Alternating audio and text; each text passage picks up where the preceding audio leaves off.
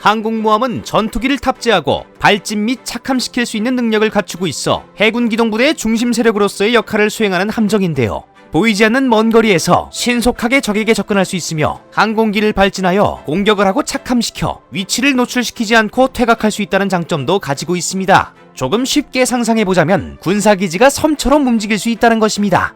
능력치가 높은 항공모함은 거의 한 국가의 군사력과 맞먹는 수준을 가지고 있다고 봐도 무방하기 때문에 제대로 된 항공모함을 만들려면 엄청난 기술은 물론 막대한 예산이 필요합니다. 그래서 비행기나 헬기를 수송하는 항공모함을 보유한 나라는 많지만 전투기를 이착륙시킬 수 있는 대형 항공모함을 보유한 국가들은 올해를 기준으로 단 10개국에 불과합니다. 미국이 현재 10대 정도의 가장 많은 항공모함을 보유하고 있으며 러시아는 쿠즈네초프 항공모함 1대를 운영 중입니다. 중국은 러시아 쿠즈네초프 항공모함을 참고하여 건조한 랴오닝호, 산둥호 2대를 운영하고 있으며 영국은 퀸 엘리자베스 항공모함 2대를 보유하고 있습니다. 일본의 경우 20세기 태평양전쟁 때 항공모함을 보유하고 있었는데요. 전쟁에서 패배한 후 지금은 전투기를 수송하는 함선보다는 헬기 등을 수송하는 대형 수송함만 보유하고 있는 상황입니다. 물론 현재까지 항공모함을 보유하기 위해 끊임없는 개발을 이어가고 있습니다.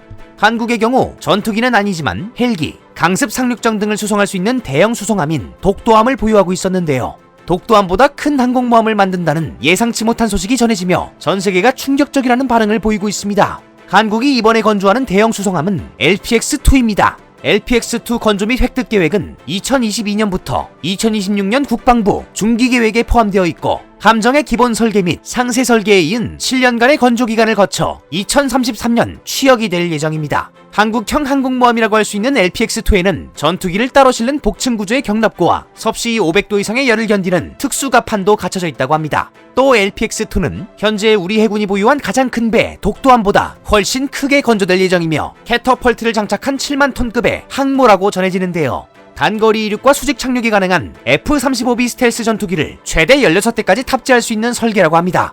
참고로 현재 우리 해군이 보유하고 있는 독도함과 마라도함에는 F-35B가 뜨고 내릴 수 없습니다.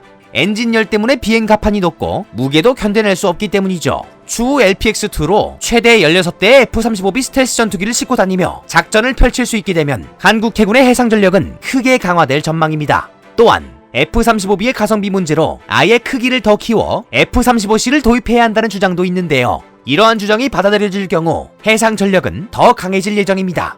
꼭 그렇게 되었으면 좋겠네요. 이러한 소식의 주변국들, 그 중에서도 특히 일본과 북한이 크게 긴장을 하며 한국의 진행 사항을 살피고 있는 상황입니다. LPX-2는 배수량 3만 톤, 비행갑판 250m의 규모로 경항공모함급으로 평가받는 일본의 이즈모함보다 크게 만들어질 예정이기 때문입니다. 제대로 된 항공모함을 보유하게 되면 그 자체만으로도 독도 및 칠광구에 대한 영토 분쟁이 있는 일본에 대한 견제가 가능할 것입니다. 2018년에만 100여 회 독도 인근 해역에서 해상보안청 순시선 활동을 하고 2018년 12월, 2019년 1월 두 차례나 일본 해상 초계기가 한국 해군 광개토 대항함과 대조행함에 조고도 위협 비행을 한 것을 떠올렸을 때 LPX-2를 이용한 견제는 꼭 필요하다고 생각됩니다.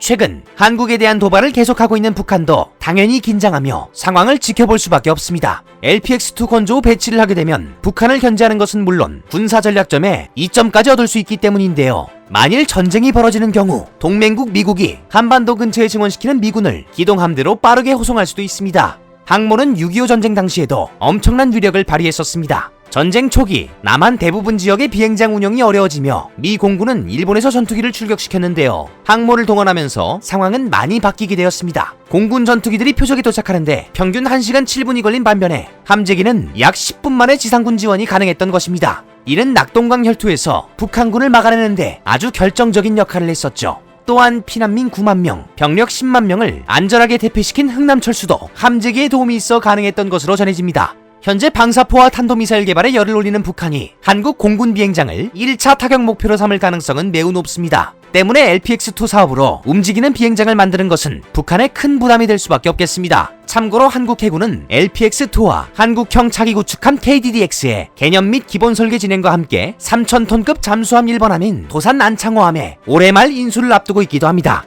항모가 눈앞에 실제로 나타나기까지 앞으로 10년 이상의 시간이 걸리겠지만 막대한 예산을 투자하고 엄청난 기술을 탑재한 LPX-2의 도입 계획만으로도 주변국들은 바짝 긴장하고 있는 상황입니다. 군사력은 국가의 안전보장을 위한 직접적, 실질적 국력의 일부입니다. 한국의 군사적 능력과 역량이 커지고 있어 참 다행이고 뿌듯합니다. 오늘 전해드릴 소식은 여기까지입니다. 마지막까지 봐주셔서 정말 감사드립니다. 지금까지 로버티브였습니다.